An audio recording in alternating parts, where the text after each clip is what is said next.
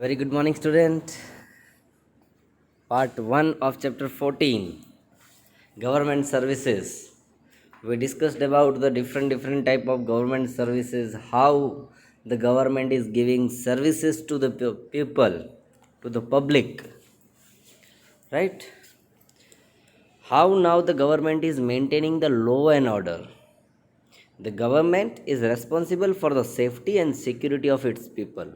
Definitely हमारी government, हमने उसको वोट करके गवर्नमेंट बनाई है, तो उसको हमारी सेफ्टी के बारे में तो सोचना ही पड़ेगा. Even every citizen must be protected against all kind of dangers. He or she must also obey the laws. It is the duty of the police to enforce the law of the land so that people can enjoy their rights. The police thus maintains order and peace in the country. It also protects public property. You can register a complaint in a police station in case of theft or to report any other crime. Police stations are located in different areas of every city or town. Very tough duty, बहुत ही tough duty है police की. Y? क्योंकि जब आप सब जितने भी celebrations करते हो, वो हमारे साथ सेलिब्रेशन नहीं कर पाते. They have to give their duties. आप दिवाली सेलिब्रेशन करते हो, उनको आपकी रक्षा के लिए खड़ा रहना पड़ता है कि कहीं पे झगड़ा ना हो जाए, कहीं पे दंगा फसाद ना हो जाए, कहीं पे कोई लोग लड़े नहीं. इसके लिए उसको पूरा ड्यूटी देना पड़ता है. सो वो बहुत ही, आप देखो ये सारे सबमरीन, आपको एक पिक्चर दिख रहा है यहाँ पे, वो सबमरीन का है.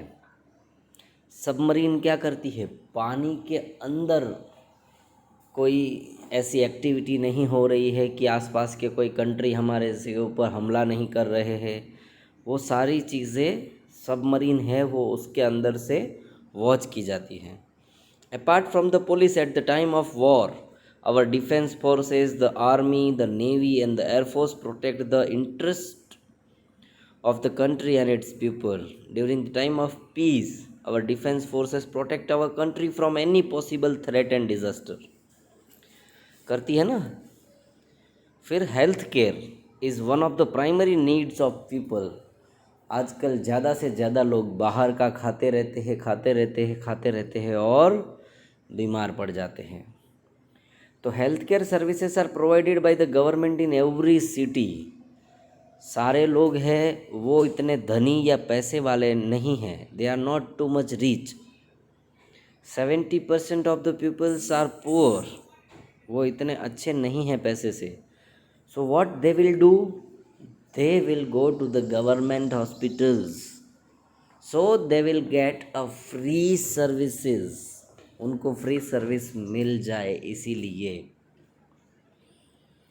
सभी जो गांव है, विलेज है, बहुत ही छोटा गांव है, अगर इट इज़ वेरी स्मॉलर, तो उसके पास वाले विलेज में होते हैं hospitals.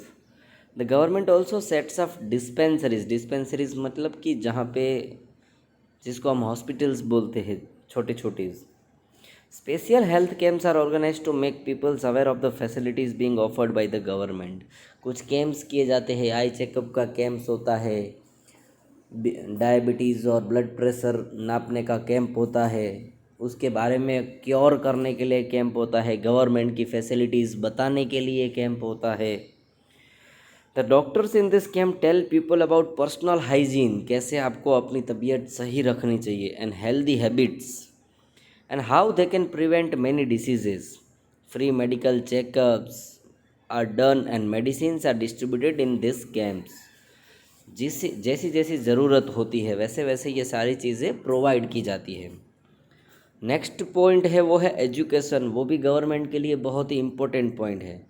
Education is necessary for all the around development of people. Education के बिना तो इम्पॉसिबल है, ये तो ज़रूरी है, मतलब सबके लिए, right. So the constitution of India has given the children of 6 to 14 year of age the right to free and compulsory education. तो गवर्नमेंट ने ये सोचा है 6 to 14 ईयर के बच्चों को फ्री में एजुकेशन देना है. To ensure this, the government runs many schools even in the remote villages. Our government has launched programs such as the Sarva Shiksha Abhiyan and the Midday Meal Scheme to educate children and increase school enrollment and attendance from every section of the society. This program are